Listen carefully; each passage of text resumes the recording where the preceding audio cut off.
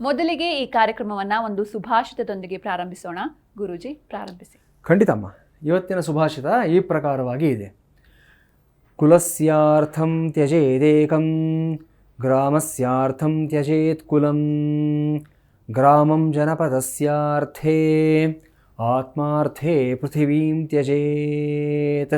ಈ ಸುಭಾಷಿತ ನಮ್ಗೆ ಏನೇನು ತಿಳಿಸ್ಕೊಡುತ್ತೆ ಅಂತಂದರೆ, ನಾವು ಬೇಡದೇ ಇರತಕ್ಕಂಥ ಎಮೋಷನ್ಗಳಿಗೆ ಸಿಕ್ಕಾಕೋಬಾರ್ದು, ಅಂದರೆ ಭಾವನಾತ್ಮಕವಾದಂಥ ದಡ್ಡರಾಗಬಾರ್ದು ನಾವು ಅನ್ನತಕ್ಕಂಥದ್ದು. ಕೆಲವೊಂದು ಬಾರಿ ನಮಗೆ ತೊಂದರೆ ಕೊಡ್ತಕ್ಕಂಥ ವ್ಯಕ್ತಿಗಳು, ತೊಂದರೆ ಕೊಡ್ತಕ್ಕಂಥ ಅಂಶಗಳು ಇದ್ರೂ ಸಹ ಅದರಿಂದ ತೊಂದರೆ ಎಂದು ಗೊತ್ತಿದ್ರೂ ಸಹ ನಾವು ಜೊತೆಲೇ ಇಟ್ಕೊಳ್ತಾ ಇರ್ತೀವಿ. ಇದರಿಂದ ಏನಾಗುತ್ತೆ, ನಮ್ಮ ಬೆಳವಣಿಗೆಗೆ ಕುಂಠಿತವಾಗ್ತಾ ಹೋಗುತ್ತೆ, ನಮ್ಮ ಏಳಿಗೆ ಅನ್ನತಕ್ಕಂಥದ್ದು ನಿಧಾನವಾಗ್ತಾ ಹೋಗುತ್ತೆ, ಮತ್ತು ನಾವು ಇನ್ನಷ್ಟು ಸಮಸ್ಯೆಗಳನ್ನು ಒಂದಕ್ಕಿಂತ ಹೆಚ್ಚಾಗಿ ನಾವು ಮಾಡ್ಕೊಳ್ತಾ ಹೋಗ್ತಾ ಇರ್ತೀವಿ. ನಾವು ಇದು ಸಮಸ್ಯೆ ಅಂತ ಗೊತ್ತಾದಾಗ, ಇದರಿಂದ ಪರಿಹಾರ ಇಲ್ಲ ಅಂತ, ಇದರಿಂದ ಇದನ್ನು ಸಾಲ್ವ್ ಮಾಡೋಕ್ಕಾಗಲ್ಲ ಅಂತ ಗೊತ್ತಾದಾಗ ಅದನ್ನು ಸಂಪೂರ್ಣವಾಗಿ ತ್ಯಜಿಸ್ಬಿಡಬೇಕು, ದೂರ ಮಾಡಿಬಿಡಬೇಕು.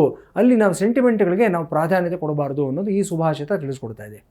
ಇದಕ್ಕೆ ಉದಾಹರಣೆಗಳು ಯಾವ ಹಂತದಲ್ಲಿ ಕೊಡ್ತಾ ಇದ್ದಾರೆ ಅಂದರೆ, ಮೊದಲನೇ ಹಂತದಲ್ಲಿ ಹೇಳ್ತಾರೆ, ಕುಲಸ್ಯಾರ್ಥಂ ತ್ಯಜೇದೇಕಂ.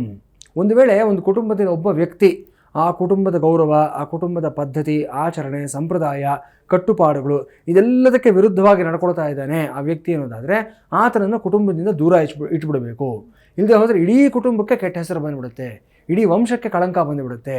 ಹಾಗಾಗಿ ಕುಲಸ್ಯಾರ್ಥಂ ತ್ಯಜೇದೇಕಂ. ಇಡೀ ಕುಲ, ಇಡೀ ವಂಶ ಅಂತ ನೋಡಿದಾಗ ಒಬ್ಬ ವ್ಯಕ್ತಿ ದೊಡ್ಡವನಾಗೋದಿಲ್ಲ, ಅವನು ದೂರ ಇಟ್ಬಿಡ್ಬೇಕು. ಅವನ್ನ ತಿದ್ದೋವರೆಗೂ ಪ್ರಯತ್ನ ಮಾಡಬೇಕು, ತಿದ್ಕೊಳ್ಳೋದಂದರೆ ಏನು ಮಾಡೋಕ್ಕಾಗಲ್ಲ, ದೂರ ಇಟ್ಬಿಡಬೇಕು ಅಂತ. ಗ್ರಾಮಸ್ಯಾರ್ಥಂ ತ್ಯಜೇತ್ ಕುಲಂ ಅಂತ ಹೇಳ್ತಾರೆ. ಒಂದು ಇಡೀ ಹಳ್ಳಿ ಅಥವಾ ಒಂದು ಇಡೀ ನಗರಕ್ಕೆ ಒಂದು ಕುಟುಂಬ ಹಾನಿಕರವಾಗ್ತಾ ಇದೆ ಅನ್ನೋದಾದರೆ ಆ ಇಡೀ ಕುಟುಂಬವನ್ನೇ ನಾವು ಬಹಿಷ್ಕಾರ ಹಾಕಬೇಕು, ದೂರ ಕಳಿಸ್ಬಿಡಬೇಕು.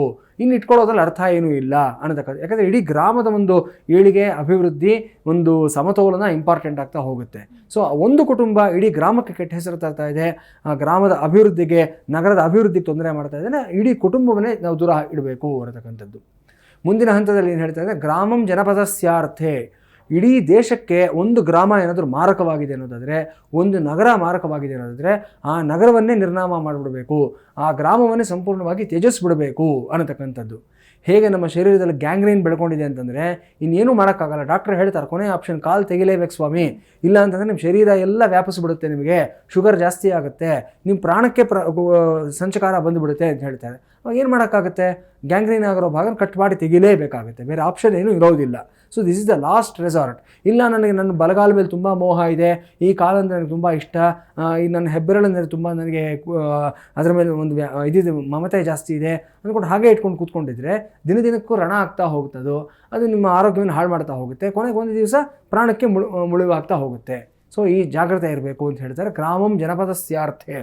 ಇಡೀ ದೇಶಕ್ಕೋಸ್ಕರವಾಗಿ ಒಂದು ಗ್ರಾಮವನ್ನು ತ್ಯಜಿಸಿದ್ರೂ ಸಹ ತಪ್ಪಿಲ್ಲ ಅನ್ನತಕ್ಕಂಥದ್ದು ಕಡೆಗೆ ಏನು ಹೇಳ್ತಾರೆ ಅಂದರೆ, ಆತ್ಮಾರ್ಥೆ ಪೃಥಿವೀಂ ತ್ಯಜೇತ್ ಅಂತ ಹೇಳ್ತಾರೆ. ಒಂದು ವೇಳೆ ಇಡೀ ಭೂಮಂಡಲ ನನಗೆ ತೊಂದರೆ ಆಗ್ತಾ ಇದೆ, ನನಗೆ ಹಾನಿಕರವಾಗಿದೆ, ನನಗೆ ವಿರುದ್ಧವಾಗಿದೆ ಅಂದರೆ ಈ ಪೃಥ್ವಿಯನ್ನೇ, ಭೂಮಂಡಲವನ್ನೇ ತ್ಯಜಿಸೋದಕ್ಕೆ ನಾನು ರೆಡಿ ಇರಬೇಕು. ಯಾಕಂದ್ರೆ ನಾನು ಅನ್ನೋನು ಚೆನ್ನಾಗಿರಬೇಕು. ನಾನು ಚೆನ್ನಾಗಿದ್ದರೆ ಮಾತ್ರ ಏನಾದರೂ ಸಾಧನೆ ಮಾಡೋದಕ್ಕೆ, ಏನಾದರೂ ಒಂದು ಗಳಿಸ್ಕೊಂಡು ಹೋಗೋದಕ್ಕೆ ಸಾಧ್ಯವಾಗುತ್ತೆ. ಸೊ ಪ್ರತಿ ಮನುಷ್ಯನಿಗೂ ಅಷ್ಟೇ ಜೀವನದಲ್ಲಿ me becomes the epicentre of my world ಅನ್ನೋದಿಲ್ಲ ಅರ್ಥ ಮಾಡ್ಕೋಬೇಕು ನಾವು. ನನ್ನ ಪ್ರಪಂಚದ ಕೇಂದ್ರ ಬಿಂದು ಯಾರು ಅಂದ್ರೆ ನಾನೇ ಆಗಿರ್ತೀನಿ. ಆ ಕೇಂದ್ರ ಬಿಂದುವಿನ ಇಲ್ಲದೆ ಸುತ್ತಲೂ ಪ್ರಪಂಚ ಕಟ್ಕೊಳ್ಳೋದ್ರಲ್ಲಿ ಏನೂ ಅರ್ಥ ಇರೋದಿಲ್ಲ. ಸೊ ಹಾಗಾಗಿ ನನ್ನ ಬಗ್ಗೆ ನನಗೆ ಕಾಳಜಿ ಇರಬೇಕು, ನನ್ನ ಸೌಖ್ಯವನ್ನು ನಾನೇ ಗಮನಿಸ್ಕೋಬೇಕು ಅನ್ನೋದು ಈ ಸುಭಾಷಿತದ ಒಳಗಿರ್ತಕ್ಕಂಥ ಒಂದು ಅರ್ಥ ಆಗಿರುತ್ತೆ.